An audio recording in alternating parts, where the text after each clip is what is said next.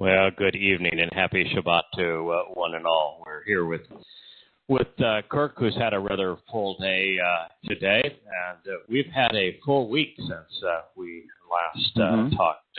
Kirk, the world is ablaze. Yes, sir. It's falling apart from every possible angle. We are 13 years away from the return of King David, the Messiah, the Son of God. And Yahweh's return along with him. If my calculations are correct, and I say if my calculations are correct, the timeline for Yahweh's return is based upon the realization that just shy of 6,000 years ago, 13 years shy of 6,000 years ago, is when Adam and Chawah were booted out of the Garden of Eden. And it begins the 6,000-year history of man with a nasama, with a conscience. And begins also the time of recorded history, when written language, man's greatest invention, was able to chronicle our history. And it was about 5,000 years ago that a flood inundated this planet. We have evidence of it for the Berkel impact crater, and all of the sediment is a 500-foot wall of water. Went up the Tigris and Euphrates rivers to the area of the Black Sea, which was the epicenter of civilization at that time, and it's not far from where Eden was, and therefore where people were within Asama. And 5,000 years ago, right on Yahweh's schedule, a deep upwelling of seawater, consistent with his history of the event, caused the inundation of that area, turning the Black Sea into from fresh water to salt water at that time, raising the level of the Black Sea by 500 feet. And it was 1,000 years after that, now 20 or 40 Yobel, or 50-year periods, that Abraham and Yahweh consummated the covenant with, along with Yishak, Isaac, on Mount Moriah, with Yahweh promising to provide the Passover lamb. That was 13 years shy of 4,000 years ago. And then 1,000 years later, in the middle of man's 6,000-year adventure within the Asama, we have King David laying the cornerstone, as he himself is the cornerstone of Yahweh's home, right up the ridgeline of Mount Moriah on Zion, from his own, right in the center of the human experience. God has the most brilliant man, most articulate man in the history of humanity, provide us mizmor, psalms, songs, and mashal, word pictures of his life, so that we might understand what it's like to be the Son of God. 1,000 years thereafter, which is now year 4,000 Yah, the first 4 Moed Mikre were fulfilled, with Yosha becoming the Passover lamb, with the set-apart spirit taking Yahweh's soul into Sheol to redeem us of our religious and political rebellion. The following day, Bokurim, first fruits, where the set-apart spirit of Yahweh and Yahweh's soul were reunited, showing us what it's like to become a spiritual member of the covenant family. And of course, reinforcing the concept of the Yobel 7 Sabbaths later, the set-apart spirit enriches and empowers the beneficiaries of Pesach, Matzah, and Bokurim. This is in 33 CE. So what is 40 Yobel? So 33 CE. Yeah, it's 2033. 2033. It's all been on a pattern of, it was 40 Yobel, 2,000 years from the eviction from the Garden of Eden to Abraham and Yishak's affirmation of the covenant. 40 Yobel, 2,000 years to the time that Yahweh fulfilled his promise on Mount Moriah with the Pesach lamb and the fulfillment of the first 4 Mikra, providing all the benefits of the covenant, just as it will be 40 Yobel, 2,000 years from that time until his return. That is why we have come to the conclusion that 2033 is that time. It is so obvious when you study the timeline that Yahweh has provided and the copious amount of details he has provided in this regard. And so we should not be surprised, since the world ends with what's called the time of Yaakov's troubles, that the world is going to turn on Jews, but it's going to degrade substantially. And so we should not be surprised that a pandemic, because Yahweh speaks of pandemics during the last days, that a pandemic would sweep the globe. What we should be surprised at is man's response to it. The response to COVID-19 will go down in the history of human failings as perhaps the single greatest mistake man has ever made, depriving people of their freedoms and of their livelihoods. And of course, in the midst of all of this, we've had one of the most vicious, one of the most misguided and baseless conspiracies of all time emerge: Black Lives Matter. I want to just review some things in the news from the week because, as I say, we're only 13 years left. There's very little time to get to garner people's attention, particularly Yehudim Jews, to get them to return to Yahweh. Speaking of Black Lives Matter, blacks are disproportionately likely to commit homicide. In 2008, the offending rate for blacks was 7 times higher than for whites. You understand that? It is 800% more likely, 100%, 7 times more likely that a black individual is going to commit murder than a white. You know, if it was 10% more, you'd say, maybe that's insignificant.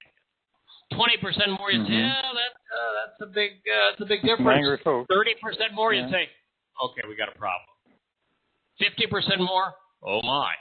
We need to find out what is the cause of this problem. Twice as much?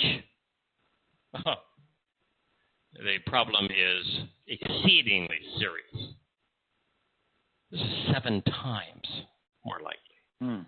God damn it. Stop it with your Black Lives Matter and pretending that whites are out killing blacks. It isn't true. Blacks are 7 times more likely to kill than whites. 93% of black victims are killed by blacks. You don't need to go out and protest and burn down cities. You can stay in your own community and point your finger all you want, and you'll find the perpetrators. You know, I have talked on this program, and I want to reemphasize this. I live in the U.S. Virgin Islands. In the U.S. Virgin Islands, blacks are the majority. The governor is black. There are 18 senators. That's the judicial branch here in the U.S. Virgin Islands. Who knows why for 150,000 people you need 18 senators, but nonetheless, that's how many they have here. They're all black, every single one of them. Yes. The judges here are all black. The prosecutors here are all black. The police are almost all black. Every aspect of government here, every senior position, everyone in the judicial departments, police leadership, all of the political leadership, all black.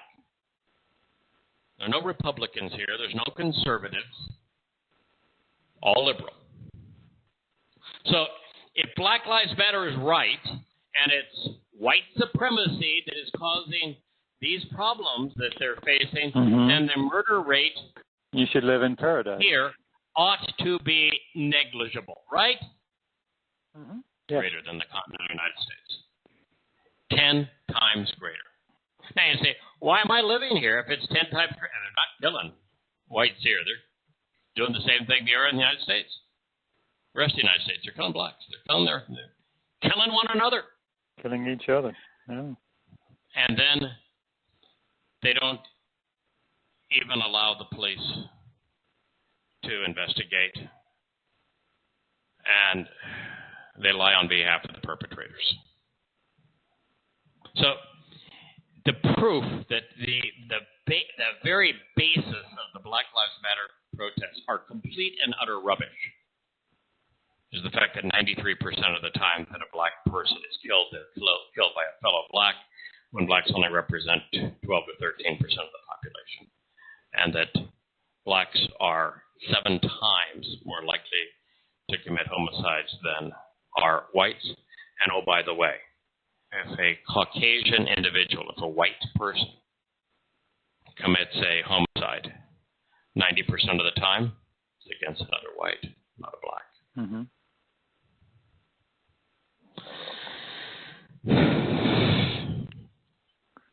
Can't have your own facts. That's the reason they're calling fact, evidence, and reason the tools of white supremacy. Oh, yeah, the third is everywhere. God. Yep. It's true that around 12 to 13% of Americans are black, and blacks now commit 52% of the crimes in this country. That's a big number. Exceedingly sad. And they're complaining because blacks are disproportionately likely to be killed by police. Well, the fact of the matter is that of the 1,000 shootings a year, police shootings a year, whites are 54% of those who are shot, and blacks are about 35% of those that are shot. 84% of those who are shot are carrying weapons, and when you realize that blacks are committing more than half of the overall homicides and half of violent crime, they're actually underrepresented in the number of people who are shot resisting arrest with a weapon. Mm-hmm. Yeah, that's logical. Yep. Wow. Since not all crime is categorized as a black perpetrator or a white perpetrator, if you actually take homicides that are categorized, blacks commit 54% of all categorized homicides. They represent 12 to 13% of the population. This is exceedingly bad. And one of the problems here is that people will say, well, that's just because blacks are targeted by the Justice Department, and that's where the racism comes in. Well, the fact of the matter is that there's been countless large-scale studies by academicians that show that when they survey victims of crimes, the percentage of the victims of crimes that identify black versus white perpetrators happens to closely match the proportion of offenders identified by the FBI. So there's independent corroboration that apart from the Justice Department, just talking to the victims and doing national surveys year after year of the victims, mm-hmm. the percentage of blacks perpetrating crimes based upon the victims' accounts matches the arrest records. There is absolutely no support of any kind that police are unfairly discriminated against a black population when they make arrests. None. There's no evidence that they're discriminating against blacks in police shootings. None. There is no support for anything that Black Lives Matter is claiming. None. and they have become stunningly vicious.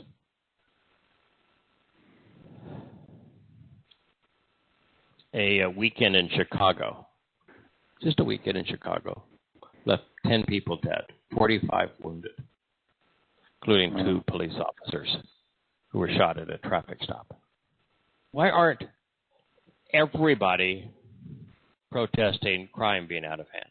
You know, I had thought that the likelihood of Donald Trump, for all of his stupidity, being reelected was slim to none. But then the idiocy, this conspiracy of Black Lives Matter, raises its ugly head. And now I think he's a shoo-in. Really?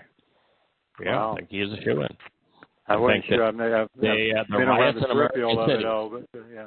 Wow. I think the riots in American cities will be enough. You know, and there is this rumor, not a rumor, there's this broad-based polling assumption that people are so upset with Trump's handling of COVID that they won't vote for him. Well, let me give you a little dose of reality. There is no leader in the world other than the president of Taiwan and the president of South Korea, and I would also argue the president of Sweden, who get high marks for their handling of Corona. Those three didn't shut anything down, and yet their marks for Corona are really exemplary. Every other leader fails miserably, and the failures in the United States are mostly laid at the feet of the CDC. The CDC was the one who advised against the thing that probably makes the biggest difference, which is the wearing a mask. They were against it. The CDC was the one that was responsible for the failure of the U.S. being able to test reliably and prolifically. They butchered the whole process of developing the test. The CDC was the one that was ill prepared for a pandemic when that's their job. So I don't know why we're blaming Trump. I can't stand the man, but why blame him when the failings are the CDC? And if you want to know the ultimate failure, it's Fauci. So we're pointing the finger in the wrong direction. I think he's going to be reelected for 2 reasons. One is that Black Lives Matter has turned the country into a war zone. And it's particularly bad in liberal cities. And what's amazing is that these people are now openly communist in their propaganda. The other thing that is causing me to think that Trump will be reelected is that Biden has dementia. If you listen to a speech of Biden, like on Monday, he delivered a speech on Corona. And I'm going to read that speech as we get through the news. And it's clear that the man really ought to be going to a happy home. It's a disgrace that those close to him would allow this man, his wife, his handlers, the Democratic Party would allow this man to run for president. He has dementia. That's sad. I'm not laughing at this. It's sad. But he's not qualified to be president of the United States. Following the deadly shootings in Portland, you know that a man wearing a hat called Patriot Prayer. Patriot Prayer is they're right-wing wacko group, to be sure. They're very active Trump supporters. They're folks that just are disgusted with what's going on in their country. You do have to share some of their disgust.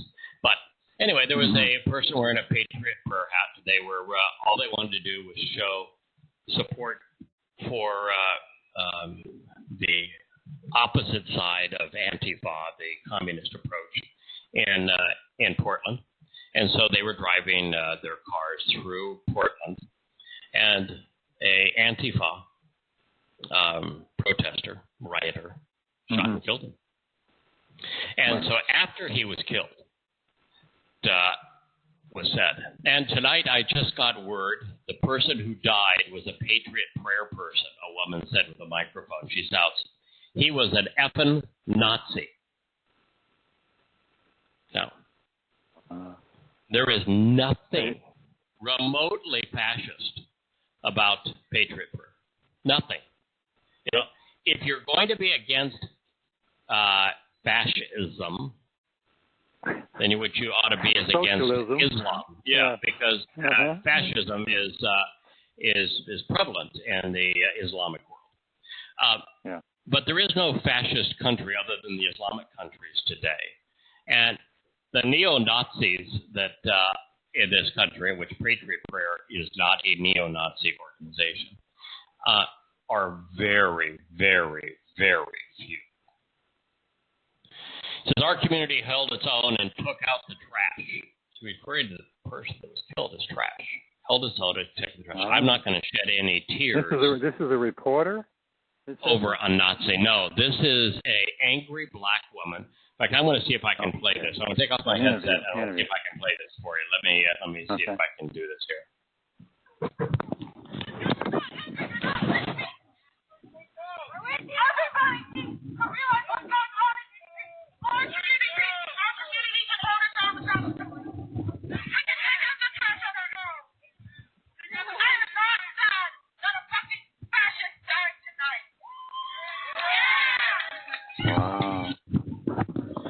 You hear the crowd when this is a really ugly, fat black woman standing with a microphone. She's barely literate, surrounded by Antifa supporters. Are all in their black outfits with their helmets on, and so she is screaming that the man that they killed was trash, and that he was a Nazi, and that she's happy they killed him. We're worthy of dying. Yeah.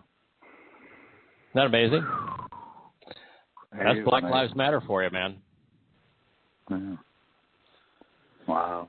If you're not all angry, you're not paying attention. If you're not all angry, you're not with me. Everyone needs to realize what's going on in our community. Our community can hold its own without the police. Oh, yeah, you're doing a great job, the woman said. We can take out the trash on our own. I'm not sad. An effing fascist died tonight. And the crowd cheered. New York City are fanatically searching for a suspect who was caught on camera attempting to rape a woman in broad daylight. The incident happened on Saturday, this past Saturday at 11 a.m., the Upper East Side in a subway platform. A 25-year-old woman who was the victim was waiting for a train. A man showed up, shoved her to the ground, and began assaulting her. No one intervened. Wow. A rally in Kenosha on Saturday, an activist declared that black people should retaliate against white people when they kill members of the black community. Why don't they retaliate against black people when they kill black people? Since that's 93% of the death. Kenosha has been relieved from racial unrest over the last week since police shot Jacob Blake 7 times last Sunday. Following the shooting, violence erupted and destruction, riots, and 2 deaths. This idiot says, I love black people. I love being black. I know some of you may not want to hear that, the black man said, according to the Kenosha News. You tell us how to behave, and then you've taken our lives.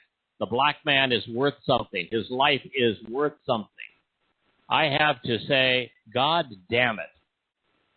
If you kill one of us, it's time for us to kill one of yours. The activist went on. I know everybody don't want to hear me say that. But damn, why are we the ones that have to keep burying ours and got to keep clean for you to see us as being human? Ain't never did nothing to nobody. We ain't never did nothing to nobody. You commit 54% of the crimes. You commit 50+% of the murders. What do you mean you never did nothing to nobody? You look at Jacob Blake. Do you think he was a shining bastion of morality? Not only did he have many priors, not only did he have a warrant out for his arrest, not only has he assaulted police in the past, not only was he wanted for domestic violence and sexual assault. The police were called is the girlfriend, the mother of his 4 kids, of course he's not married, who he had sexually assaulted previously, showed up at her house, and she called the police to get him out of there since he had sexually assaulted her previously. So the police were not only going to break up a sexual assault, they were going to arrest a man with a warrant for sexually assaulting the same woman. Mm-hmm. And when they showed up, he not only resisted arrest, he attacked the police. And he had a knife, and they told him to drop the knife. He wouldn't drop the knife. He got one of the police in a headlock, in a chokehold. Wrestled him to the ground. They tried to taser him. They tried to do everything in terms of non-lethal force, and he continued to carry the knife and resist arrest. And they shot him.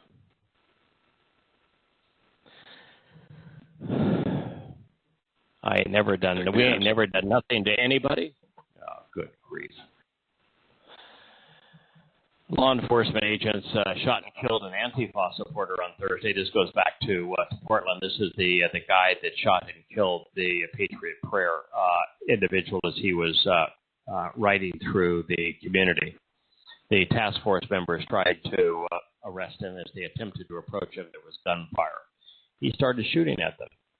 But this individual who wrote, "I am 100% Antifa all the way," he posted on Instagram, referring to the activists who have mobilized to oppose groups that they see as fascist or racist.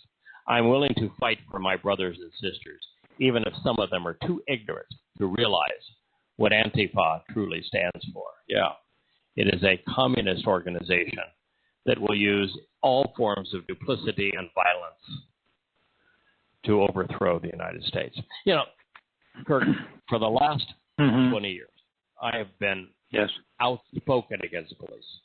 They're way too violent, way too militant, way too overly armed, way too prone to forestall people's freedom, to direct them to lay on the ground, spread your arms. I'm arresting you, putting on handcuffs on you, and then shooting people. They're way out of control. And I've said, this is a serious problem for 20 years, and we need to deal with it. It's not a racial issue, not a hint of racism in it. It's about police being out of control and us honoring people whose egos are way out of whack.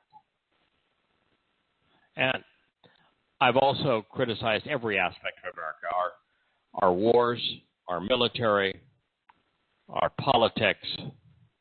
Well, our army. You go, how they lie. Our central bank, you name it. Yes. And our interventionism in the world. But the fact of the matter is that America is the least racist nation on earth. There's no nation, probably in the history of the world, whose laws and activities have supported minorities and giving minorities rights that would exceed the United States. And in fact, the playing field is not level in the United States. It's slanted hugely in favor of minorities. Yes. The laws protect minorities in the United States. And to try to destroy America is just stunningly irresponsible and ignorant. You know, if you want to know what it's like to live in a racist country, go to any country in Africa. Yeah, go to Zimbabwe. See how you like it there. Go to any country in Western Africa as a Caucasian. See how you like it there. You know, try to be a a Christian, a Copt in Egypt. See how you like it there. Try to be a non-Muslim in any Islamic country. See how you like it there. Mm-hmm. Yeah. Try to succeed in Japan as a non-Japanese. Try to succeed in China as non-Chinese. Yeah, talk to the Uyghurs about that. Yeah, in a world that is rife with racism, where people are discriminated against based on the color of their skin,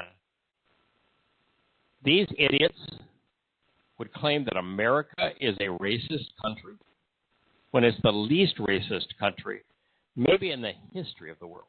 That's fair. Yeah. That's fair. You know, in Kenosha, Wisconsin, 250 people have already been arrested for crimes. So much for peaceful protest, huh? Mm-hmm.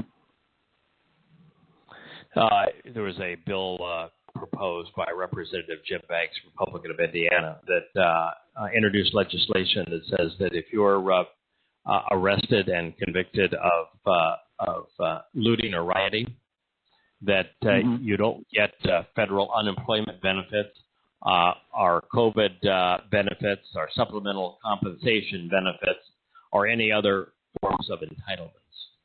We don't need to be paying for our own funeral. You hear the news about Jerry Falwell Jr.? Yes, I'm afraid so.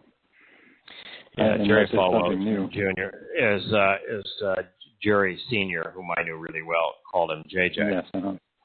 Yeah, he's a bad boy. Mm-hmm. They're now doing an investigation during his whole management period of Liberty University. And they say, man, there's a lot to untangle. He put both of his two sons and their wives, his sons and his sons' wives, on the university payroll. Now, this is a charity, not-for-profit organization. The donations are tax deductions. He arranged for and these are religious people he's duping. He arranged the transfer of a multi-acre Liberty facility to his personal trainer. He enlisted a friend's construction company to manage close to $100 million worth of development on the campus. In 2001, he set up a private company while he was a lawyer for Liberty and used it to buy an undeveloped tract of land from the school and then developed it into a strip mall. And then later, he approved $2 million to take a tunnel from the campus into the strip mall that he owned. After initially referring to questions about his issues with Liberty to his legal and public relations representatives, Falwell called Reuters late Wednesday afternoon and said that he looked forward to the Liberty investigation. I welcome it because it'll prove that you guys are all liars. Not that Jerry's a liar, that the journalists are liars. He says, you got nothing on me. Then he warned Reuters not to question his sons, both of whom are adults, both of whom have jobs at Liberty. He says, trust me, Falwell said during the call. You don't want to mess with me. Arrogant, ain't he? So JF Management, Jerry Falwell Management, formed by Jerry Trey Falwell III, Falwell's elder son, is paid to manage university properties. He received $58,000 in compensation for doing that. And in addition, Trey Falwell also serves as a Liberty vice president with a total compensation of the university of another $189,000 for that. Jeez. Yeah, Falwell's other son, Wesley, drew compensation of $55,000 from the university. Laura Falwell, who is Wesley's wife, earned $58,000 from Liberty the same year, and Sarah Falwell, Trey's wife, was paid $63,000. They've just fleeced Christians, played you for fools. No joke. No joke. Did you see that Nancy Pelosi is above the law? She's has no problem taking people's liberties away. Yeah, she went to a hair salon, which are closed. You know, the governor of California closed all hair salons, and yet she doesn't seem that doesn't matter. She booked an appointment and went into a hair salon. No mask, but getting her hair done. And then the owner of the salon showed a video of it. Said, what in the world is this? The salon is, we're having to shut them down. The governor won't allow us to work. I've got all of my bills and no income because the governor shut us down. And here's the Speaker of the U.S. House of Representatives paying no attention and going in and calling one of my independent operators and getting her hair done. And then when she relieved that, she's received so many death threats from these peace-loving liberals, so many death threats that she says, I have to leave San Francisco. I'm going to have to move. They've said, we're going to kill you. We're going to kill your family. We're going to burn your building down. Peace-loving liberals. God. Yeah. So now she has to move. It's not Pelosi's fault. Nope. The person who held her accountable. Wow. There's a couple of things I want to report on COVID. The first on COVID is the realization now that 90% of those who have tested positive for COVID-19 were not contagious. I've read that. The vast majority of the nearly 6 million corona diagnoses in the United States were not contagious, according to the New York Times. Despite continued widespread COVID-19 panic and fear porn, every day, here's the new total. Oh, my God, we're all going to die. 90% of those who have tested positive for COVID-19 carried such insignificant amounts of the virus, they were not contagious. 90%. You can lower the number of infected people by 90%. We've inflated the numbers by 9 times, folks. Why? Because it gives people power. Yeah. Been inflated by 9 times. How did this happen? Well, the way that these tests are run is that they go through 37 to 40 cycles each time trying to amplify this particular genome they're looking for. And they, with 100 to 1,000 times the genetic material above the current standard, would return a positive test. So they're so amplifying the things they're looking for. 30 to 40 cycles, 100 to 1,000 times amplification, that they're turning such minuscule amounts into a positive test when the person has no symptoms and they're not contagious. So we have overstated the extent of the viral infection by 9 times. Now, here's the worst part. Okay, go ahead. Here's the worst part. Yeah. The CDC announced earlier this week that only 6% of those in the United States who have been listed as COVID fatalities died solely of COVID. Even that may be an exaggeration. That means that 94% of those who died and are claimed to have died of COVID died of any one of, on average, 3 other serious ailments. Everything from cardiac disease, high blood pressure, diabetes, obesity. They were sick when they got it, too. They were, not only were they sick, on average, they had 3 other fatal things diseases ahead of them. Ahead of COVID. that were likely responsible for their deaths, and that the 6% that are solely COVID, that's just because there are 6% of those attributed to COVID that they didn't bother to write any other cause. And the person may have had cardiac they just issues. chose that one. They may have had diabetes. They may have had high blood pressure. They may have had pulmonary issues. Might have had vascular disease. They just didn't write any other cause. So we have overstated the number who are infected with COVID by 9 times, and we have overstated the number that have died of COVID by almost 20 times. That means of the 187,000 people that we claim in America have died of COVID, that the actual number is closer to 10,000. And for this, we've allowed the whole economy the United States, to negate the U.S. Constitution and shut the economy down and deprive people of their freedoms.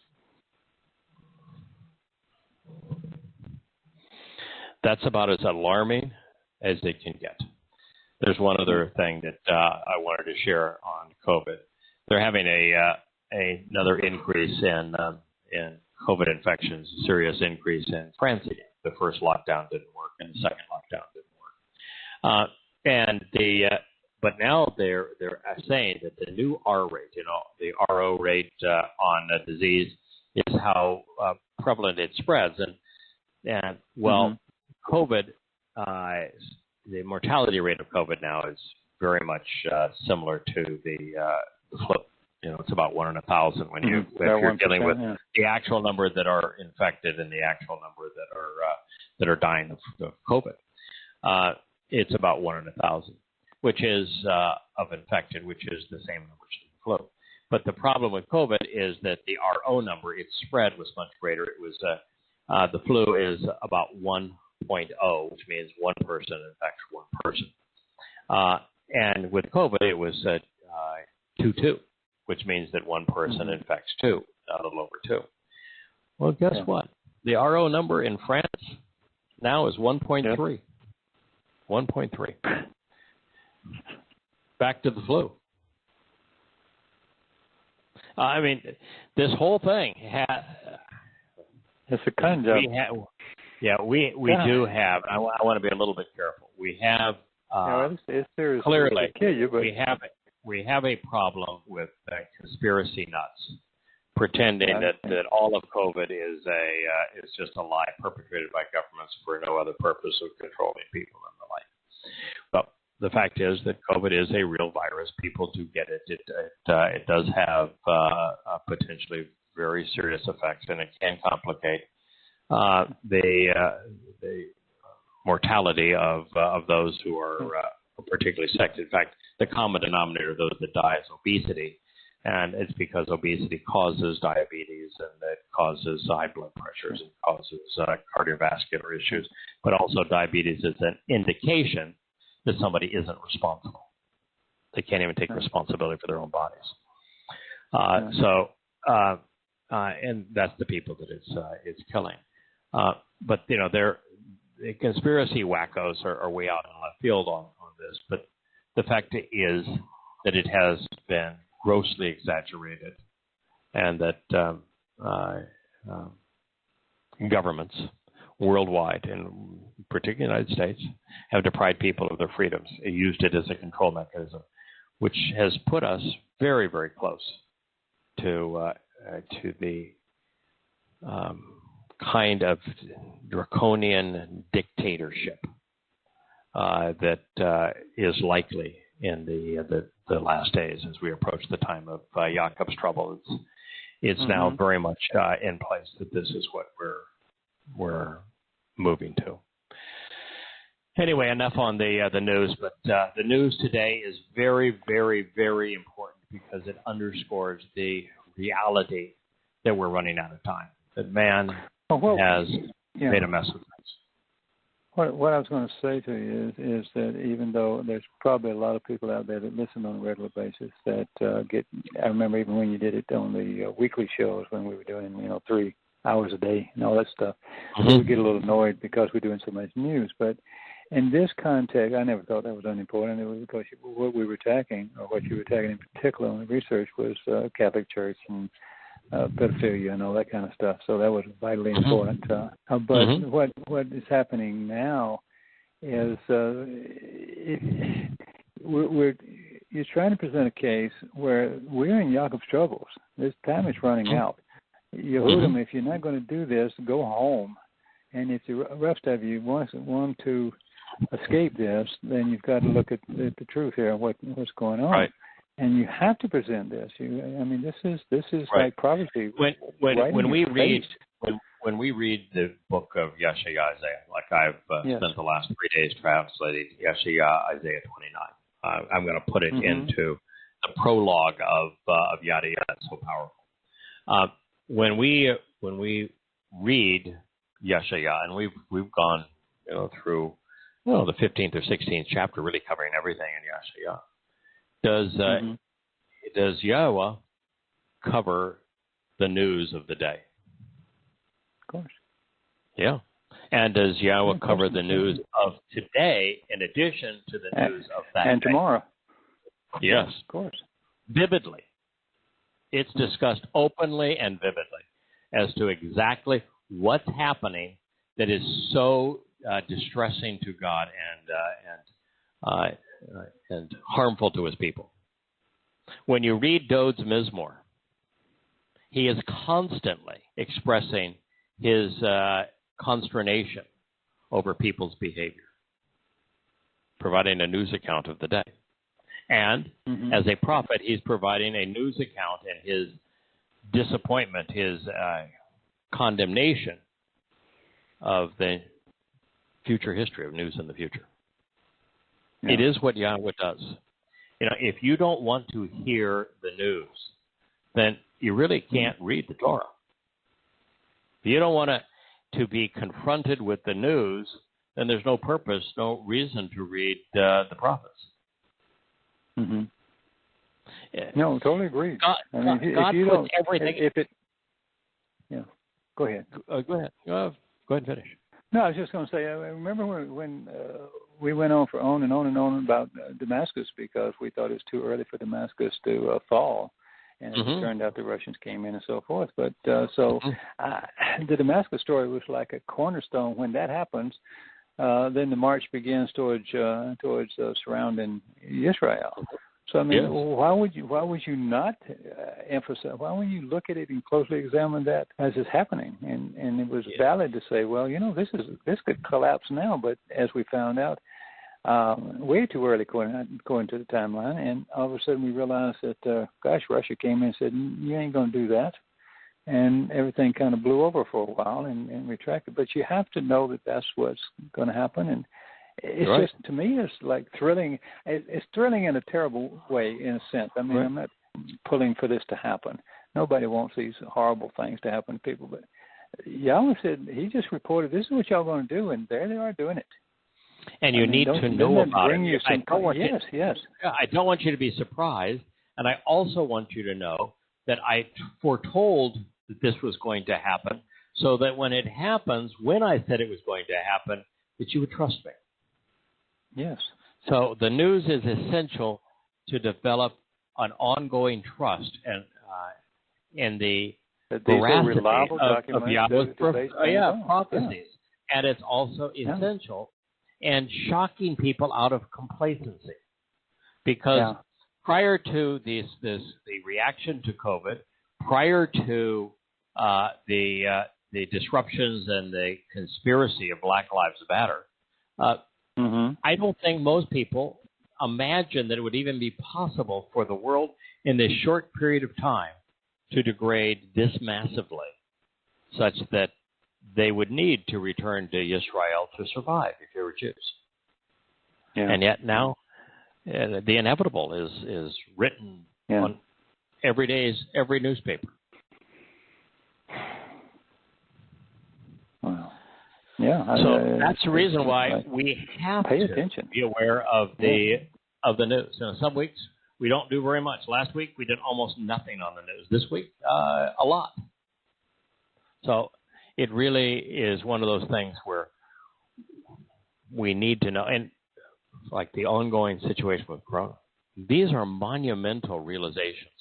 It is even worse than what I had previously thought. I mean, to now know that it's less than 6% of the Corona deaths that are attributable solely to Corona. That means we've overstated the death from Corona by, at the range of almost 20 times. And we've overstated the number who have been infected by Corona by 9 times. It's stunning what we have done in terms of misleading people. Well, let's return to Yeshaya 7:14 and then move on from there. God said, I will actually and always be for him as a father. And he will always and actually exist for me as a son. I don't know how you could have a better statement than that. And this is telling us that if we want to be part of the covenant family, understand the relationship that Yahweh had with Dod, and that Dod had with Yahweh. Understand it, celebrate it, learn from it. The more you can learn from what it is about Dod that caused Yahweh, the creator of the universe, to say, I am for him a father. He didn't say, I am for him God. He didn't say, I am for him Lord. He said, I am for him father, family, his dad. He's my kid. And he is for me as a son. Explains why the universe exists, why life was conceived, why the Torah was authored, why the covenant was created. I will actually and always be for him as a father, and he shall always exist for me as a son, which through this association and to show the way, with him being burdened with perversity, I will resolve the dispute by manifesting judgment and vindication through him, because of the rods and the weapons wielded by the rulers of nations to punish, kill, and control the races and tribes of mankind, and because of the assault and the plague that has fallen upon the children of Adam. God's going to resolve the world's problems through this man. He is the remedy. He is God's exemplar. Therefore, my steadfast love and enduring mercy will not be removed from him, nor will it be diminished, as I turned away and completely rejected associating with Shaul, whom I forsook and totally removed from your presence. Well, it's far more than Shaul, and Shaul is far more than Shaul. Yes, it is. Therefore, God is saying that not only is he my son forever, and I'm his father forever, and I am going to both judge and vindicate and condemn the world through him. But beyond all of that, my love for him, my steadfast devotion to him, my relationship with him isn't going to be diminished. You can't give what I have promised him, what I enjoy with him, to another, including your Jesus, including this prophecy. The statements are about Dod, God's love for this man, his chosen, his Messiah, shepherd, his king, the one who is returning with him. All of those things have been stolen, taken from Dod, taken away from God because Dowd is his son and given to the Dionysus caricature known by the misnomer of Jesus. And then God says, I completely forsook and rejected Shaul. Well, there's two of them. Mm-hmm. There's the wannabe king and the wannabe apostle. Yes. And I can tell you for certain that God's frustration with the wannabe king was limited. Other than being an annoyance for his son Dowd, it's a story that we could do without. I mean, there's a couple of just on their own interesting things. One is that it proves that Paul was a liar when he wrote in Romans 13 about governments being appointed by God for good, and we said submit to them, and write it, of course, about the Roman government, which was about the most ungodly and uncivilized in human history. Yeah, just revolting. But God says, use the occasion of people wanting Shaul to be like the Gentile nations as an example of why government was a horrible thing and politics was a horrible thing. Yeah, he went through 12 reasons that a politician lied to you and robbed you of your sons and your money and your freedoms. Daughters and everything. Right. And they will do it all for his personal aggrandizement. So that's that in his antipathy towards Shaul, which is kind of an interesting story, but not great, not all that important. Biggie. Other than Shaul serves as a prototype for the plague of death, for the man who conceived the most anti-Semitic religion in human history, most popular religion in human history. Shaul, known to Christians as Paul. And so you have this Shaul, the king Shaul, serving as a prototype. Both men, by their own admission, were demon-possessed. Paul admits that he was demon-possessed at the end of his second letter to the Corinthians. And going inside. Yeah. Right, and the only person who could, go to his side was a messenger from Satan, a demon. Of course. The only person who could remedy the perversion of Saul's demon was Dowd. The only one that had any influence over it. And Dowd is still the antidote for Pauline Christianity. And be aware, if you're a Christian, that God completely rejects the founder of your religion, who is Shaul. Your Jesus, first of all, there's no one named Jesus. He wasn't the Messiah, therefore he wasn't the Christ. There's no such thing as Jesus Christ. There are no eyewitness accounts of his life. We don't have a single word that he spoke in the language he spoke it, reliably retained, and he never wrote a word.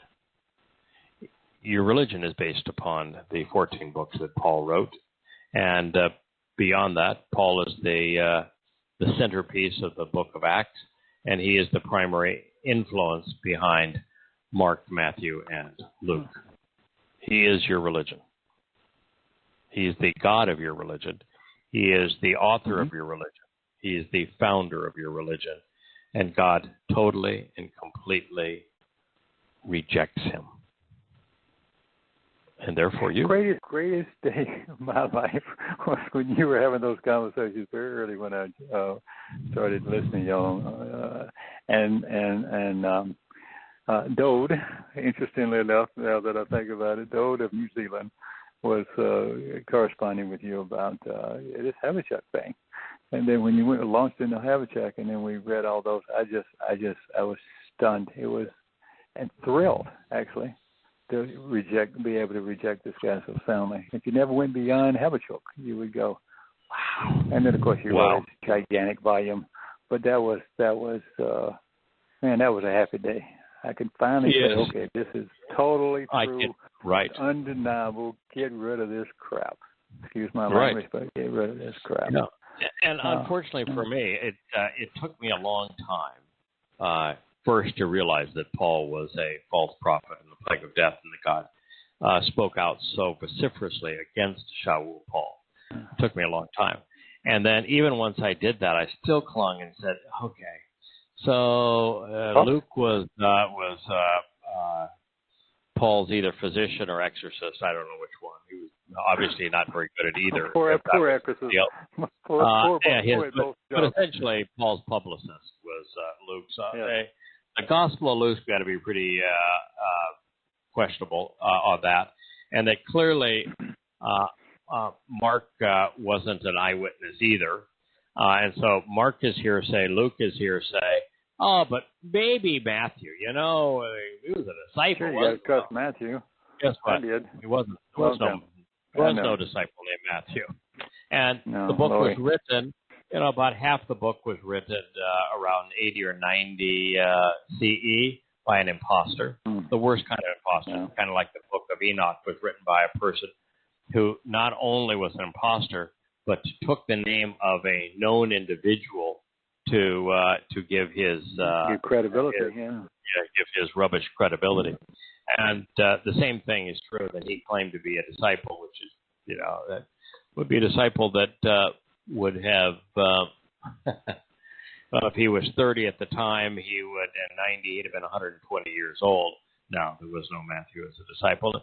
And then much of Matthew was written by Eusebius in the early 4th century.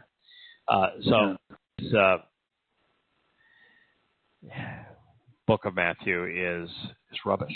Are there some bits and pieces of it that may have been recorded by someone in Hebrew? Likely. Sermon on the Mount, Olivet Discourse, maybe. Sermon on the Mount, maybe. But beyond that, no. Book's rubbish. And John has been so badly edited over the years, it's not credible, and very little of it is about his life. So we just have nothing on Yosha. Just nothing other than what Dode wrote and Mizmor 22 and 88. Right, and a little bit of what Yeshaya wrote in Yeshaya 53. Other than that, we got nothing. So we should tell you very important. They got nothing. Bart? Yeah, it should tell you that this is what he was about, and that's all he was about. Period. It was right. Last time I checked, the Passover lamb doesn't hand the family over the life and history of me as a lamb with the other lammies out there, and I want you to worship me and honor me as a god. When I come back to life. None of that is part of the role of the Passover lamb. Doesn't come back to life, isn't bodily resurrected, and doesn't write such that you would revere the lamb's name. He's the Passover lamb, for crying out loud. So it is all about Dode, and God's upset that so much has been taken from him. And so your family and your position of authority is totally trustworthy and dependable, firmly established, credible, and enduring forever and ever as a continuing witness concerning your approach and presence. So Yahweh is saying, as it relates to the family, which is what matters, the covenant family, Dode's position is the position of authority. Not Abraham's. Not Moshe's. Moshe was important. He was one of the three Zeroah. Certainly not Yosha's. Big deal. No. That the family, in the covenant family, the position of authority is Dode. And God is saying that Dode is totally trustworthy and dependable. That Dode is firmly established. He's credible and enduring. Well, how do we know that? Okay, Dead Sea Scrolls, for example. Dead Sea Scrolls, we have a lot of the book of Isaiah. But what book do we have the most? Are there not only the most number of manuscripts, but the greatest length of manuscripts? Psalms. Yes, Psalms and Proverbs. We got quite a few Proverbs as well. So it's Psalms no are that it's the writings of David. Number one. Psalms way beyond even the Torah. Yes. Beyond Yahshua. The Psalms. And so God is saying, I inspired him. He was a prophet, so you can verify what I inspired him to write. And I'm going to make certain that it's retained for you to verify it. And so God's saying, as it goes with the family, the covenant family, the person of authority who is totally trustworthy is Dowd. Forever and ever, as a continuing witness. And by the way, it can't be Yosha, because Yosha wasn't a witness in the past. He's not a witness in the future. We got nothing from him. Literally nothing. I mean, can you extrapolate out of the Greek that he didn't speak into Hebrew and then into English? The Sermon on the Mount? Yeah, I've worked at it. It's still tough. And I think it's doable. But if you do that, what you find is that he's saying that he came to do a job. That he walked out the pages of the Torah to do the job. He's going to be the Pesach lamb.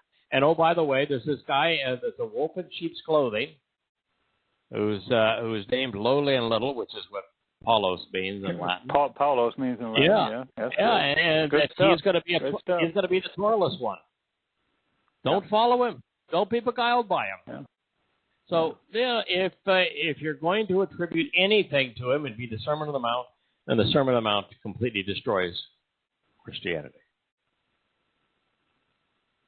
So you've got to read in when you just read that, and it says totally trustworthy and dependable, firmly established, credible, and enduring, and then you see followed by forever and ever as a continuing witness, which is ad olam.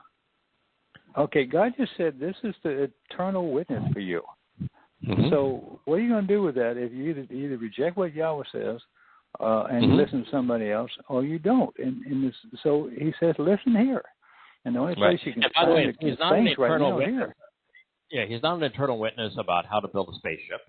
He's not an eternal witness of how to survive COVID. He's not an eternal witness of the art of war. He is an eternal witness concerning your approach and your presence. He's an eternal witness regarding the family. Yes. So he is an eternal witness about eternity, about living with God. Yeah. So if you want to find who God says is the credible, dependable, firmly established, and enduring witness about entering his presence and being part of the family, then read this. Read everything that is said by Dowd and said about Dowd. Yes. It's not hard. Nope. No argument. This is slam dunk stuff. It says, your throne, where the empowered are entitled to sit, shall be established forever as a witness. Did Yosha have a throne? Forever.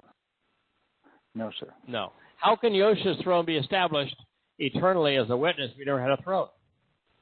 Well, how could he do it if he gave it one to Dowd? Right. Moshe didn't have a throne. Yeah, Moshe didn't have a throne. Yosha didn't have a throne. Moshe didn't have a throne. Yahshua didn't have a throne. Abraham didn't have a throne. Ishak didn't have one.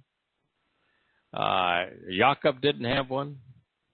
Adam didn't have one. Noah didn't have one. Didn't have one. No, Noah. Yes. But it is for darn sure that Dowd had one. Mm-hmm. And it was one that Yahweh prescribed for him.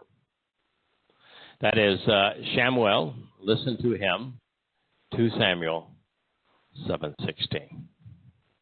Powerful, isn't it? If you read the whole thing, I just read the whole thing real quickly and we'll move on. It says, indeed, when your days are thoroughly proclaimed and you lie down with the rest of your fathers, I will take a stand with your offspring after you, which to show the way and for the benefit of the relationship, I shall come out from your physical being, and I will establish accordingly his kingdom. And he shall build the family name on behalf of my name, the family home on behalf of my name. Now, this is talking about the descendants of Dowd in particular, but Solomon, who's the one that built the family home on behalf of Yahweh's name. And I will establish accordingly the throne, the place of honor and position of empowerment of his kingdom forever as a continuing witness. Now we're back to Dowd. I will actually and always be for him as a father, and he shall always and actually exist for me as a son, which through this association and to show the way, with him becoming burdened by the revolt, I will resolve the dispute by exercising good judgment regarding him, so as to manifest vindication because of the rods and the weapons wielded by the rulers of nations to punish, kill, and control the races and tribes of mankind, and because of the assault and that plague that has upon the children of Adam. Therefore, my steadfast love and my enduring mercy will not be removed from him nor be diminished as I turned away from and completely rejected associating with Shaul, whom I forsook and totally removed from your presence. And so, your family and your position of authority is totally trustworthy and dependable, firmly established, credible and enduring, verifiable and thus reliable, true and credible, evoking confidence forever and ever as a continuing witness concerning your approach and presence. Your throne, your place of honor, your status and authority, as well as your position, where you are empowered and entitled to sit, shall remain established forever as a witness. That son was about his father's business. Pretty remarkable. Indeed, it is. My gosh. Yeah. Now, Kirk, we're trying to pursue through this particular chapter. Shemach is how we came to all of this. We're trying to figure out what Yahweh means, why Shemach, which means branch, is used as the primary metaphor for Dowd. Why Yahweh likes this metaphor, which means to branch out, being used here again in association with Dowd, and it occurs in a reference to a lamp that Yahweh has anointed, a light that Dowd is providing. But rather than jump into Dowd's song, this is going to be Mizmor 132. At its conclusion, let's pick up the insights along the way. It begins, Yahweh, choose to remember when approaching Dowd all of his responsive answers and declarations. Now, one of the things that sets the covenant apart from non-covenant is how we respond and answer God. He has offered invitations. He has provided instructions. He has given direction and guidance. It's how we respond to those things. And so Dowd is saying, I want you to remember, Yahweh, how I respond, how I answered when you offered me an invitation, how I responded when you called me to a meeting, how I answered when you asked me to engage. You know, if you're providing instructions, then how did I respond to that? That's what Dowd wants Yahweh to remember. That's what we should therefore all want Yahweh to remember. Therefore, it's what we should all focus on. What is my response to Yahweh? All of his responsive answers and declarations, Anah, his replies, the questions he answered, even his actions on occasion, which were communicated verbally through the lyrics of his songs. Anah is the operative word throughout the Mikra. We are encouraged to Anah, answer Yahweh's invitations to be called out and meet. Those who Anah respond, Yahweh chooses Zakar to remember. So now in the typical Dodean fashion, Yahweh's prophet explains the purpose and the meaning of the words so many are prone to misrepresent. For example, here and elsewhere, the religious are wont to render anah as affliction. Mm-hmm. That is not what Dode would want Yahweh to recall. That's the last thing that Dode would want Yahweh to recall. Yeah. Hey, Dad, I'm your son. You're remember my father. Everything I loused up on. Yeah. Right. I want you to remember every time I was humiliated. Let's revel in my humiliation and affliction. Dad, won't that be fun? Yeah. I mean, what father would say, hey, son, wasn't it great that day that you were kicked in the gut and spit at, and the kid from the other side of the street came over and beat the crap out of you? Wasn't that swell, son? I'm set. Let's talk more about that, son. Let's talk about that day that you picked a fight and you got your clock flicked. No. Hey, Dad, remember the time that you told me that there was this foul-mouthed big blob out there, this uncircumcised Philistine, and that he was bad-mouthing you and besmirching the name of your people, and you told me to go get one rock is all you're going to need, kid. Just get a rock and go put him in his place. Now, would you expect to say, a kid was 8 years old. Hey, Dad, that was pretty cool. Hey, Dad, let's tell me the story again about how you chose me out of the pasture. Hey, hey, Dad, let's go over all of the great successes we had defending the flock. Hey, Dad, the day that you inspired me to write the 23rd Psalm, what a day that was. Let's sing that song together. I know it's one of your favorites. That's what you're going to be celebrating, right? Dad, let's celebrate what Pesach, Matzah, and Bakurim really represent in our lives and what it means to be Shavuot. Hey, Dad, I spent my life devoted to Teruah. Let's enjoy that moment. Yeah. That's what you're going to want to focus on. That's what Dode is focusing on. You don't afflict yourself into reconciliations. No. That's so absurd. That concept. It's just so absurd. You just beg your pardon? The reason that I'm moving my translation that I'm doing now of Yeshaya 29 to the audience appraisal, which is one of the prologues of Yada Yahweh, first volume, is that it systematically goes through the reason Israel is in such a mess and Yehudim are estranged from God. And then God says that those that don't return to Israel, this is your fate. This is what's going to happen, and it's really bad. And then he says, but I'm going to hold those people who do this to you accountable.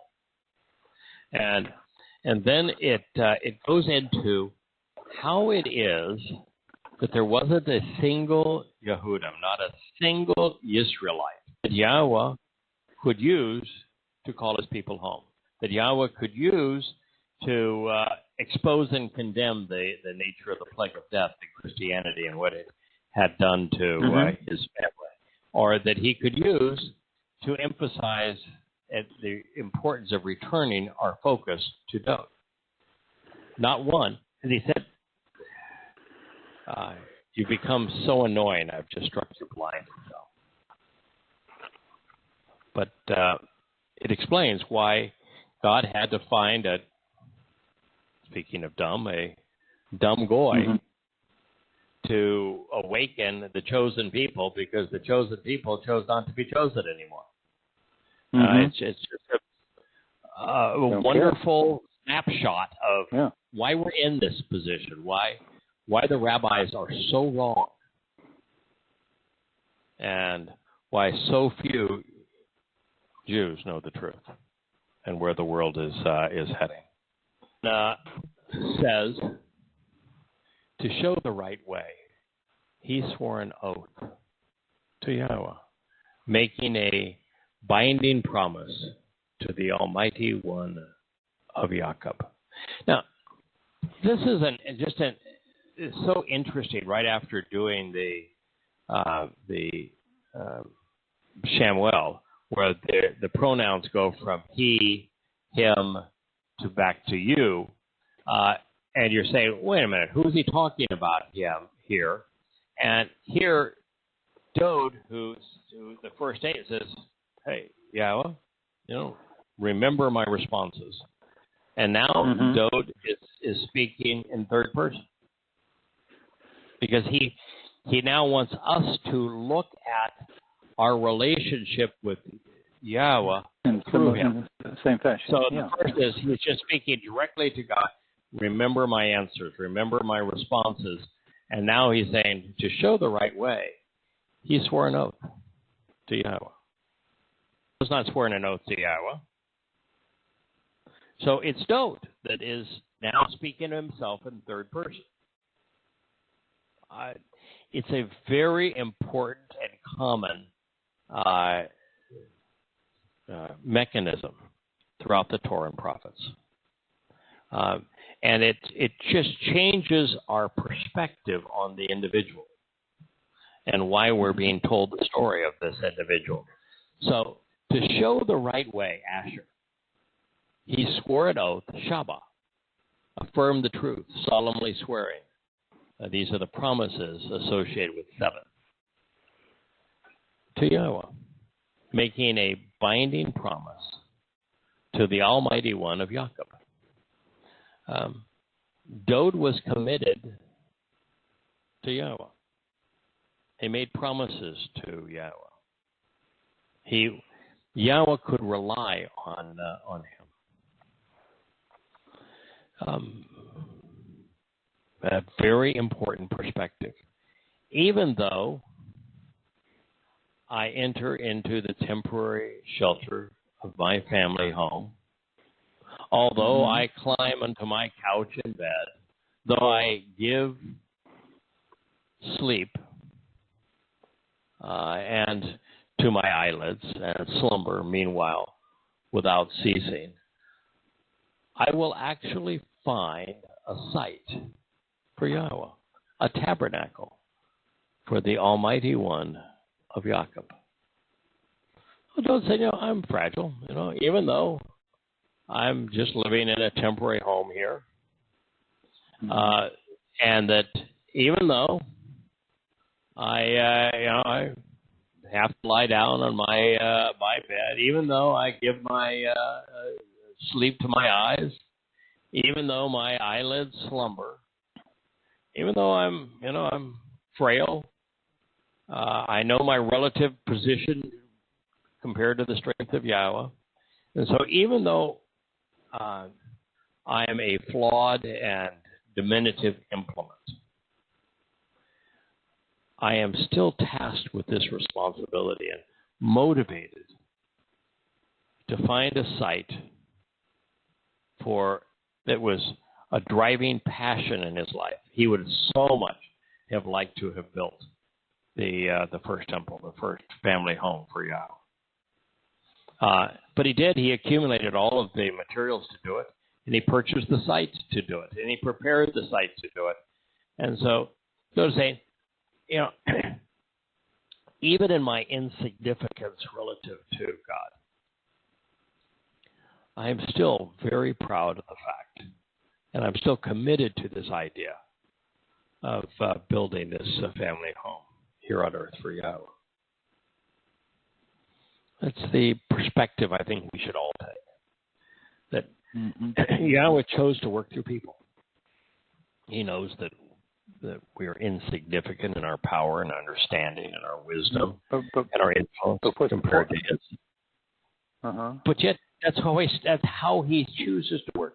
Yahweh could have snapped his fingers and, in a word, created a magnificent home for the covenant family on Zion and Moriah.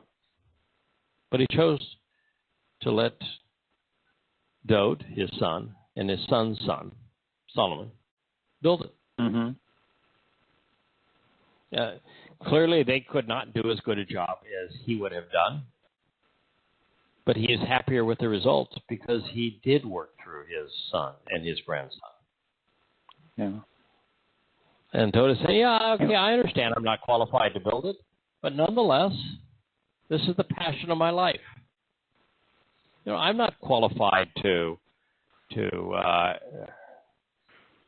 be a witness for Yahweh, to try to translate and convey his message. Nonetheless, Yahweh likes to work through people, and sometimes the more flawed, the better. So here he's saying, yeah, that's who I am. But this is what I am doing, and I'm making a tabernacle for the Almighty of Jacob. And Mishkan doesn't say that he is building the home, but it said that he is responsible for the dwelling place, the place to settle and abide, which is what he did. He provided it. Yeah. Then it says, behold, we heard of it, and we found it in the open environs of Yair. So Ephrathah is to branch off and to bear fruit. It is also known as Bethlehem.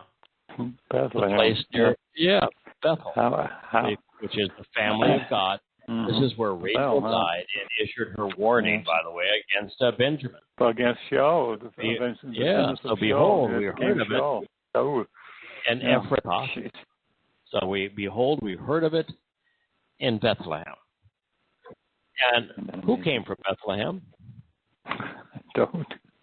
Dode came from Bethlehem, didn't he? So we heard it in Bethlehem. That's where Dode came from.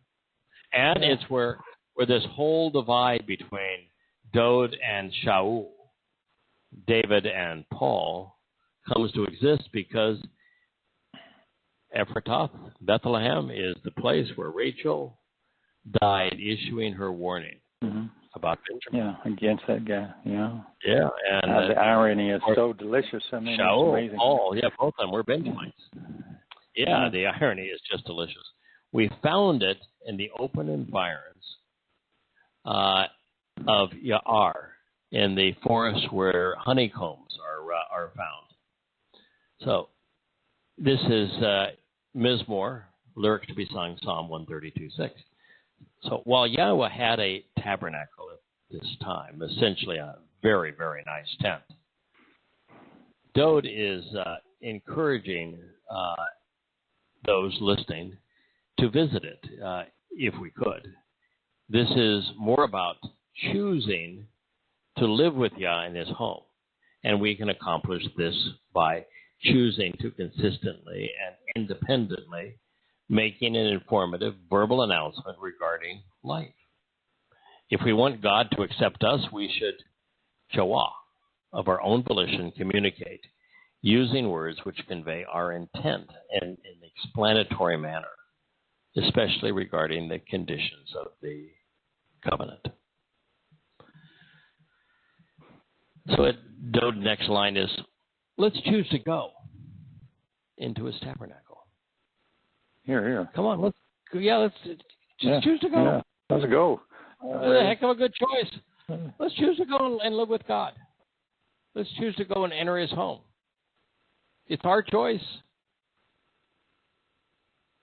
Each individual can choose to live with God.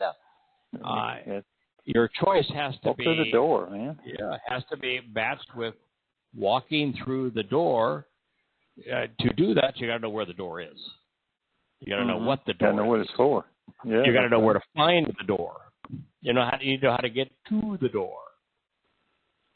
And the door's got to be opened for you when you approach it. And for all of that to happen, there's only one place where you find the door, where you learn what the door represents, where you find out how to have that door swung open for you. when you arrive, to be welcomed when you come in. And that's in the Torah. You realize that the doorway that he's talking about is Pesach, Passover. And the doorway to life. Right, the doorway to eternal life. And that to have that door open for you, you have to matzah, to have the fungus that is religious and political sin removed from you. Away. So you can go through it. And what you want to be on the other side of that door is you want to be part of Yahweh's family, so you want to be Bekurim. You want to be firstborn into Yahweh's family, born into the first family. And, of course, then once we're part of his family, we are enriched, we're empowered, we're enlightened, which is the purpose of Shabbat. So you need to know where to find it. You need to know that that door is into the Bereth covenant. And what are the conditions of the covenant so that that door is opened for us when we approach it? So we found it in the open environs, Yar. Honeycomb is kind of an interesting thing, of course, because something about honey is interesting in that at a certain temperature and humidity, honey is essentially eternal. I mean, you could find honey that was 1,000 years. So, Oh, more than that? They do, yes. It had been made 4,000 years ago, and it's still edible. Still good. Yeah. So it is a sign. It's not only sweet, but it's a sign of eternal life. So let's just go. Yeah. Let's choose to consistently and independently make an informed verbal announcement regarding life at his footstool. Wouldn't you love just to have a place to curl up at Yahweh's feet? Oh, so much. You know, personally, I think I would feel more comfortable there. It's just like a child and a little toddler and a dad, and that the toddler is free to kind of move around the floor, and they toddle here and there, and a kind of a shaky walk and a crawl and inquisitive and all that, and you finally come up to Dad's feet, and you might climb up on the couch. But that's sort of the comfortable place to be, isn't it? The world is just full of opportunities. Dad is so big and so strong and so wonderful and so loving and so supportive, and so is Mom. And it's a wonderful time, and that's right at his footsteps. That's very comfortable. I just want to curl up and be nestled next to Dad's feet. You know, and of course, what does Dad want? Dad wants to have you stand up and grab his hand, and you know, it's like when our children are young or our grandchildren are young, and we just can't wait to go take them out camping or exploring or for a walk or to a trip to the museum and share life and share knowledge and share understanding with them. Go through so many life scenarios and explore the possibilities. And, of course, that's what Dad wants to do. Dad wants to lift him up. The son just wants to just be protected, be loved at Dad's feet. It's a wonderful thing. Let's just choose to go. It's what we need to do. Let's choose to go. Let's stop rejecting him. Let's stop trying to change him.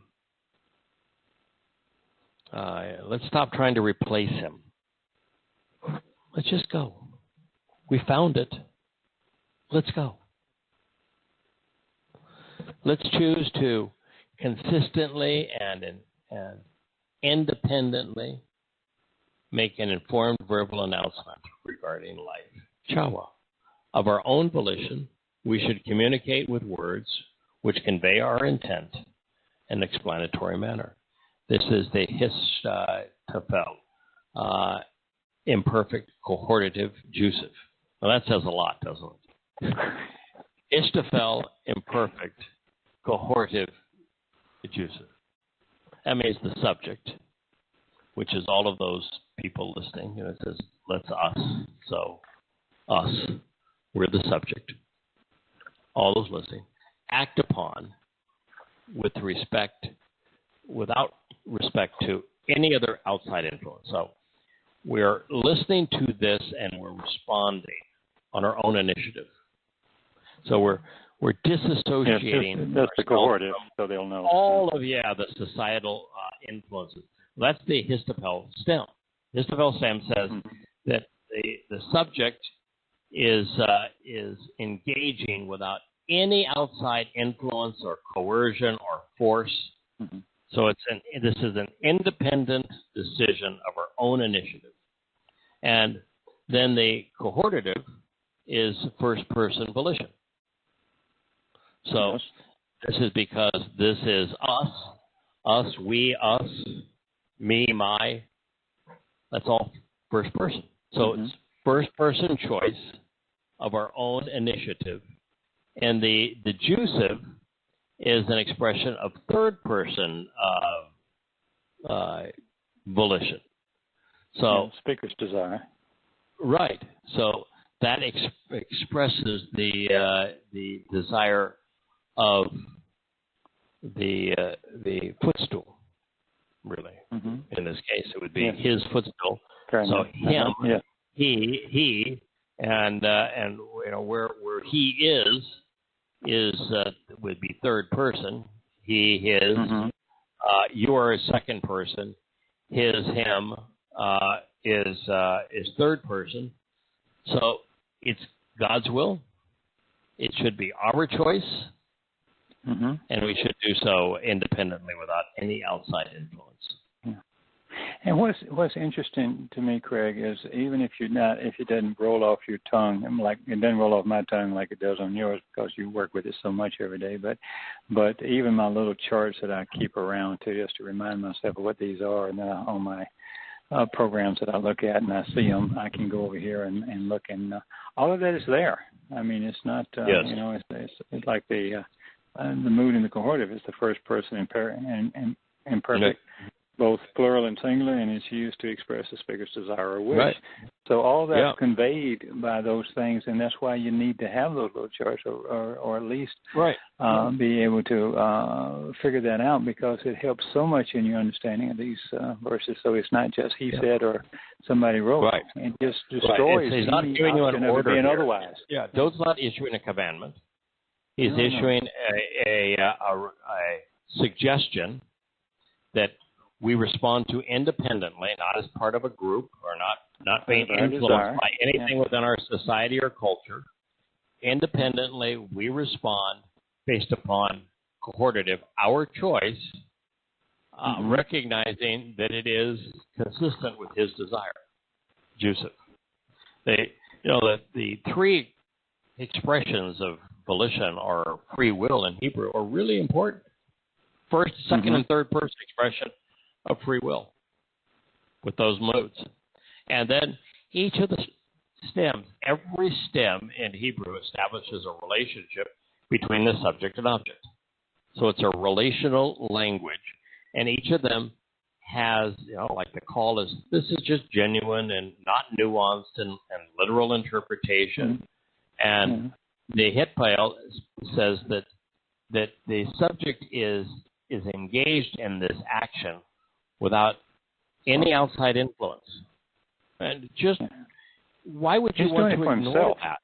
Yeah. Yes. Yeah. So why would you want to ignore that when the language is so rich with intent and relational ideas? And, of course, the fact that it was written in the imperfect means that it's ongoing. When I was translating the Yeshaya 29, almost everything was in the perfect. You guys are responding like idiots. Perfect. Things are going to get really bad for you. Perfect. I'm going to come and hold the perpetrators who are fighting against you and these terrorists accountable. Perfect. The reason that perfect is so important, then he says, and I'm going to create, it's important that you respond now, because there's going to be a window of time for you to do this, a window of time for favor and mercy. That will close. Yeah. Perfect. The fact that it's perfect means it's a finite amount of time.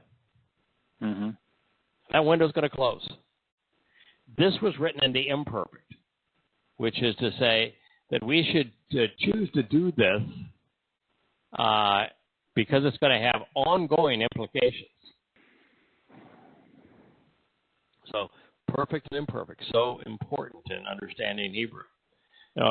And it's important to establish these relationships because you're dealing with a language where the verbs are all liberated in time.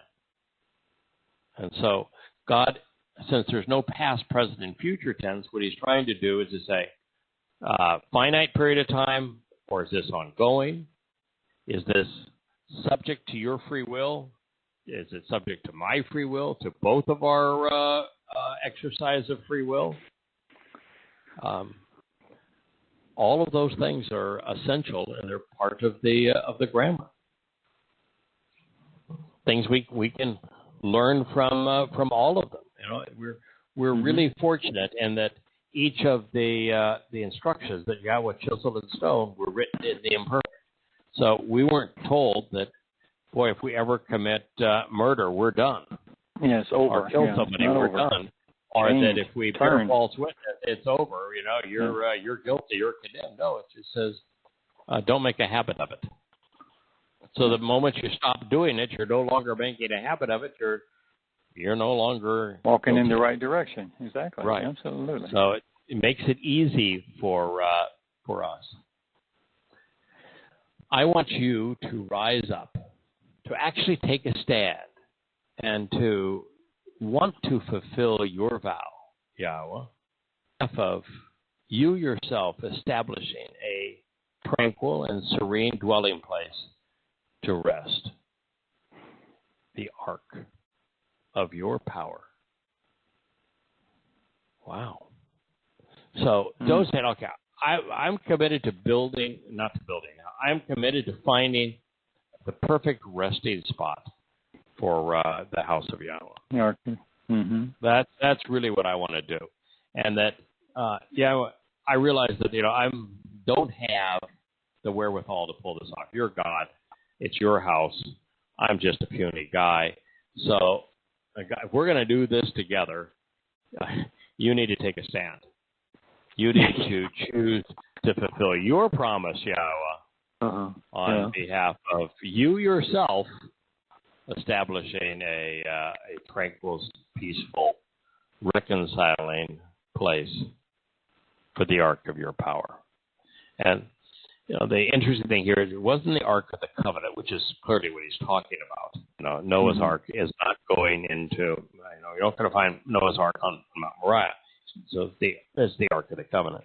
And he's saying here that's the Ark of your power. Oz Ata, of your might, your capability, your protection, your ability to prevail, to establish, to strengthen, and to empower.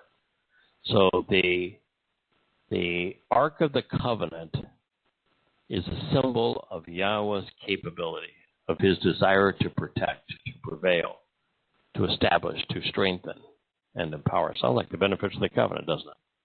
Yes, it does. And so notice that I'm committed to doing this,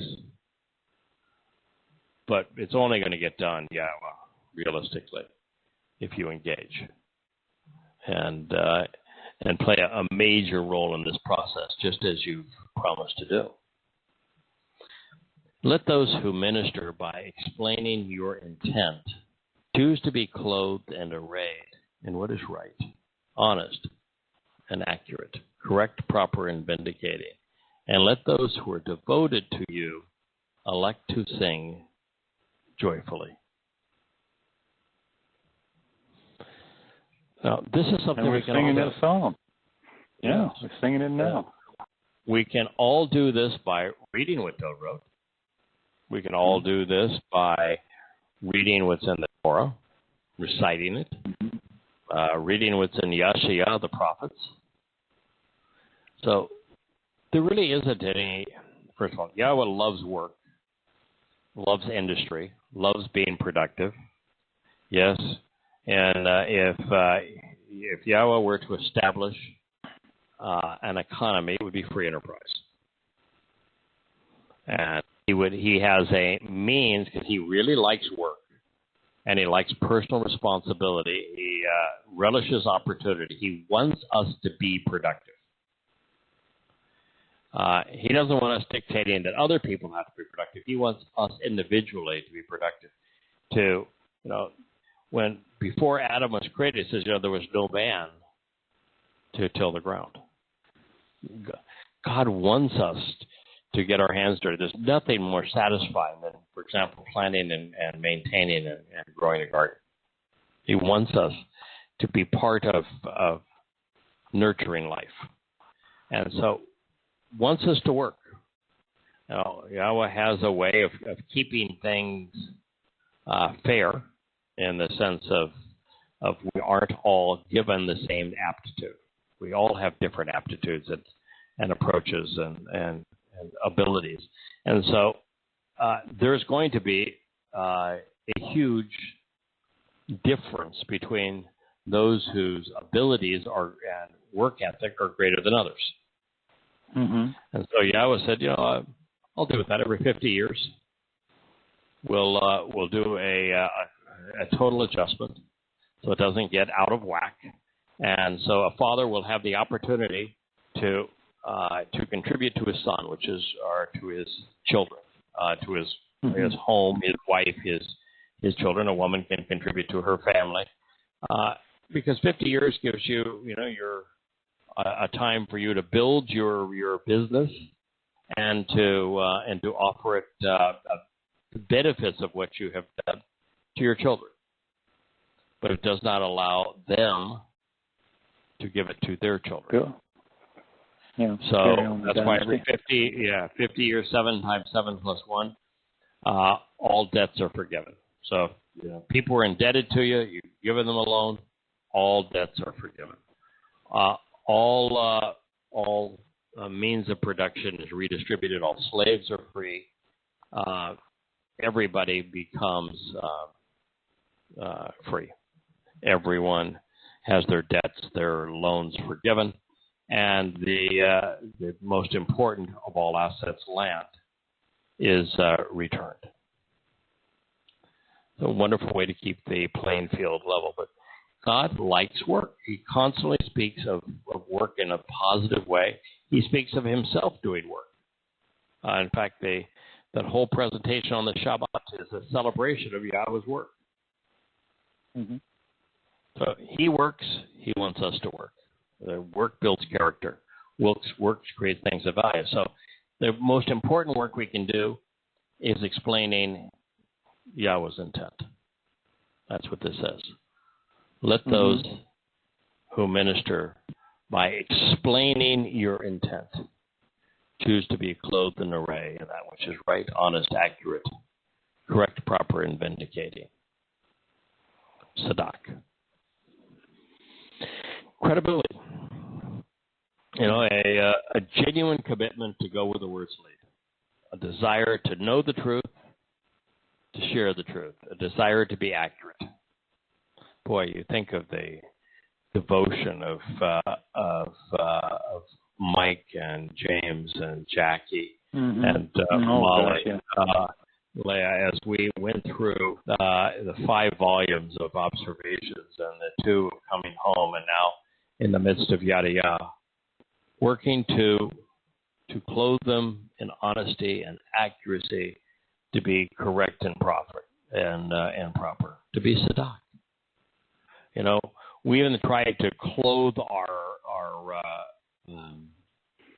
this witness on behalf of Yahweh and his message as properly as possible. The new covers are beautiful. The white and the blue and the gold and the pictures and the images and the fonts, and you open the inside and the font size and the readability, but it's the content that we work so hard to improve. Yeah, here to all of y'all. We all appreciate that. Yeah, it's been a labor of love, and we, as this says, let those who are devoted to Yah sing joyfully. It's not a sacrifice. We devoted lots of time, but every bit of it was a blessing. It's a labor of love to do this. It's a joyful experience. It's satisfying. It is satisfying. It's rewarding. It's satisfying. It's fun.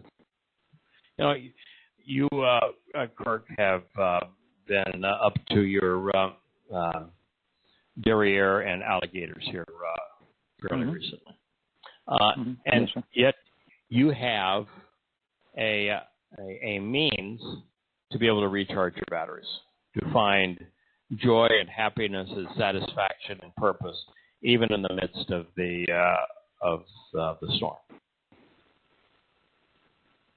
It's when you go about translating and studying. That's how we recharge our batteries. Doesn't matter if we're an extrovert or an introvert. We are energized by the Word. Yeah. So let those. Truly. So if we're going to minister by explaining Yah's intent, let's be clothed in what is honest, correct, and proper. And let those who are devoted to Yahweh sing joyfully. What a terrible idea to be doing this and saying, "Oh my God, I've sacrificed so much." It's just like getting back to dote. Oh, let's celebrate my afflictions. Boy, this is so much work writing all those songs. Boy, I really took it on the chin for you, Yah. God, aren't you proud of me? God, I've sacrificed so much. No, it's fun. This is the best job in the world. Yahweh loves work. He loves to work through people. This is the best job in the world. It is so much fun. You know, it's like I'm constantly thanking Jackie because she's really taking the editing process and the coordinating it and the book rewrites. And there's been some things like, you know, my favorite editor has been J.K. because he's just so wording and editing. And then this most recently, I've just come to really love the critical analysis that Mike has made of these books, and so the editing of my mistakes, you know, so that the final result is as clean as proper, turned out to be fun because of the approach of these people, the devotion to these people, and really the kind of the joyous part of verifying all of this and then sharing what they learned. And there's so much that they were able to contribute that what may have previously in the past been a little burdensome, or we're just doing typos now, turned out to be an expansion of knowledge and understanding, because we're not dealing with just typos anymore. Now the people that are editing know this material. They know the words. They understand the language. We have this total devotion to being accurate. We want to have credibility as Yahweh's witness, and there's this fine line between expressing the joy of being the pride, really, the enthusiasm, the honor of being part of Yahweh's family, while also being willing to expose and condemn all that is wrong, that which is common, that which is misleading and counterproductive. And, you know, we don't do it to be a downer. We're doing it to be an upper, to say, here's the contrast between what God is offering and what man is offering. This contrast should be uplifting to you. You know, when you write a book like Questioning Paul and you destroy the religion of Christianity, we're not taking anything worthwhile from somebody. We're removing dirt and debris and scum and fungus and a terrible malignancy, and replacing the lie with the truth, with something uplifting and liberating and joyous and empowering and reliable. And so it's that contrast is as important as unsubstantiating joy. I mean, you probably had friends. I've had friends that, gosh, they're just so happy all the time. They're just saying such nice things. They're always smiling. They always have something nice to say. After a while, you say, give it a break. The thing that makes Dode approachable is that, he's just not always sugar and spice and everything nice. Keeps it real, love of my life brought a picture to my office. Said, "What do you think of the picture?" I said, "I think it's nice." If everything that she thought was wonderful, I said, "Oh my God, that's the most beautiful picture in the world. I'm just so excited to have it. It's just perfect for my office. That was the best meal I ever ate. That was the most marvelous insight I've ever heard." After a while, you're going to say, "Oh, come on, cut the crap." Be real. Tell what you really think. Yeah. So that's where we are with Dode and reality and Yahweh's the same way. He's just not blowing smoke. He's just not saying everything is going to be peaches and cream. Hunky dory. Yeah. Right. It will be when we enter this return to Eden in the celebration of the Shabbat. But even then, don't you think there needs to be a little stress? Well, it has to be, or there's nothing to learn, nothing to gain, nothing to do. I mean, will there be an occasional? It just won't be overwhelming with a plague. We have now. So. There's got to be a stumble here and there, a moment. Oh boy, I sort of blew that one, didn't I? Now try it again. Now try it again. I thought it would be really easy to improve on the platypus. Boy, was I wrong. Yeah, you got a lot to learn. Well, eternity would have to be that way. It can't be all unicorns, and rainbows for it to be real. That's right. Yeah. I would expect that we would have some responsibility, some accountability, and work that makes life rewarding. That's a good challenge. Yeah, so this is a good stopping place. We're at the middle of the Mizmor 132. It's such a lovely way to kind of get into the mindset of Dode, to find out what made him special, what he's inviting us to, what he thinks is important about the relationship and life, the joy that he's expressed, his commitment to be honest and truthful. So, my friend, I hope that this next week is a better week for you than this last week has been. There's a lot of challenges this past few weeks, yes. Yeah, and I hope for all of us that next week is a no-news week. Last week was a no-news week, so I figured we needed to catch up and cover some of this. Yeah. But let's hope that it's a no-news week, and we'll Torah and prophets. May Yah bless you. Have a wonderful rest of your Shabbat. Shabbat shalom. Shabbat shalom to one and all. Good night.